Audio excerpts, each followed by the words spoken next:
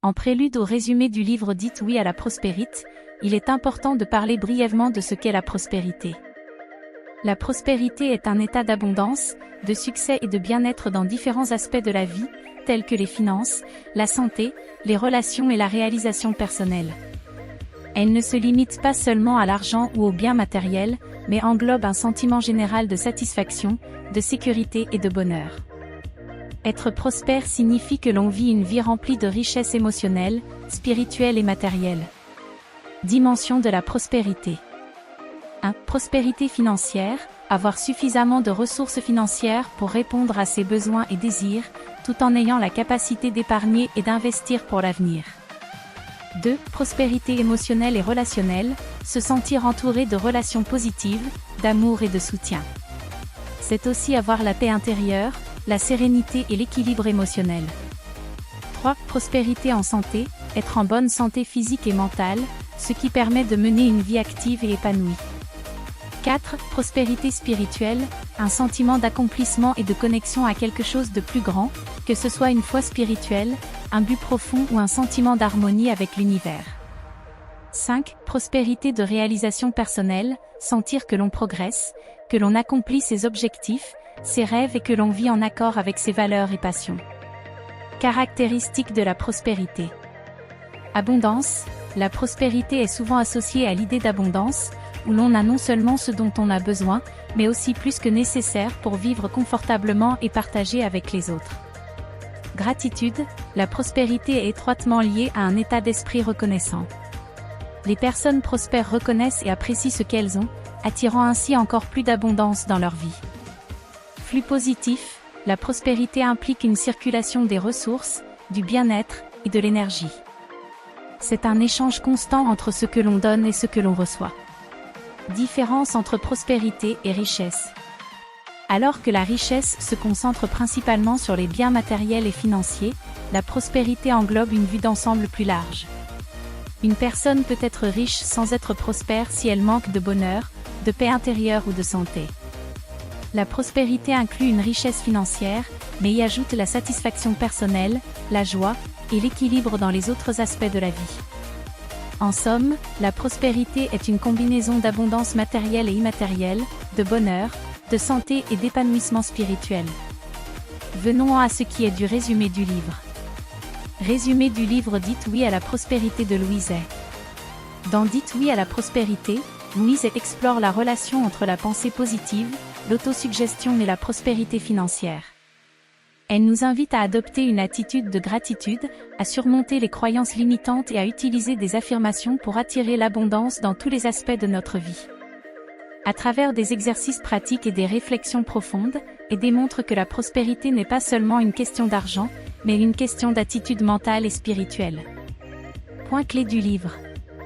1. La prospérité est un état d'esprit. Louise Hay nous rappelle que nos croyances et nos pensées façonnent notre réalité. En changeant nos perceptions, notamment celles liées à l'argent et à la réussite, nous pouvons attirer davantage de richesses et d'opportunités. 2. Libération des croyances limitantes. De nombreuses personnes ont des croyances négatives sur l'argent par exemple, l'argent est mauvais ou je ne mérite pas d'être riche. Louise Hay nous incite à identifier ces croyances et à les remplacer par des affirmations positives, ouvrant ainsi la voie à la prospérité. 3. L'importance de l'autosuggestion et des affirmations. En répétant des affirmations positives, nous influençons notre subconscient, ce qui nous permet de reprogrammer nos croyances et de manifester la richesse, la santé et la réussite dans nos vies. 4. Gratitude et abondance. L'auteur souligne que la gratitude est l'une des clés pour débloquer l'abondance. En appréciant ce que nous avons déjà, nous attirons encore plus de bénédictions dans notre vie. 5. L'argent comme outil, pas comme but. Louise Hay nous invite à voir l'argent comme un outil pour créer la liberté, le confort et l'opportunité d'aider les autres. Ce n'est pas une fin en soi, mais un moyen d'atteindre des objectifs plus grands.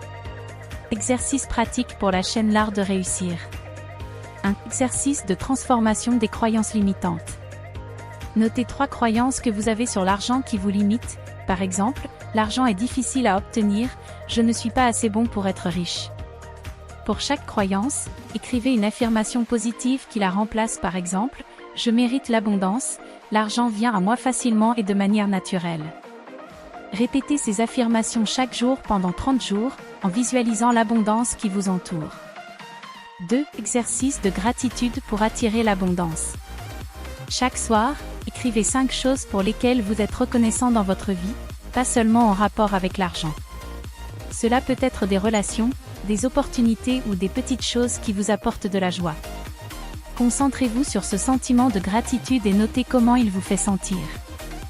L'idée est de cultiver une mentalité de gratitude qui attirera plus de prospérité dans votre vie. 3. Exercice de l'affirmation pour la prospérité. Choisissez une affirmation liée à l'abondance, par exemple, « Je suis ouverte à la prospérité sous toutes ses formes. L'univers me soutient dans l'accomplissement de mes rêves. » Répétez cette affirmation chaque matin, pendant 5 à 10 minutes, avec conviction, tout en visualisant votre vie pleine de succès et d'opportunités. 4. Exercice de visualisation de la richesse. Installez-vous dans un endroit calme et fermez les yeux.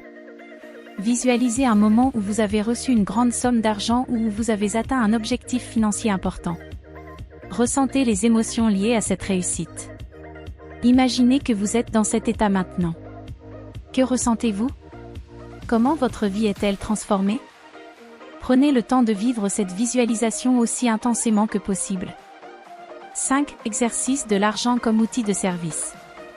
Pensez à 3 façons dont vous pouvez utiliser l'argent pour aider les autres ou pour améliorer le monde, par exemple, en soutenant une cause, en créant un emploi ou en offrant un service.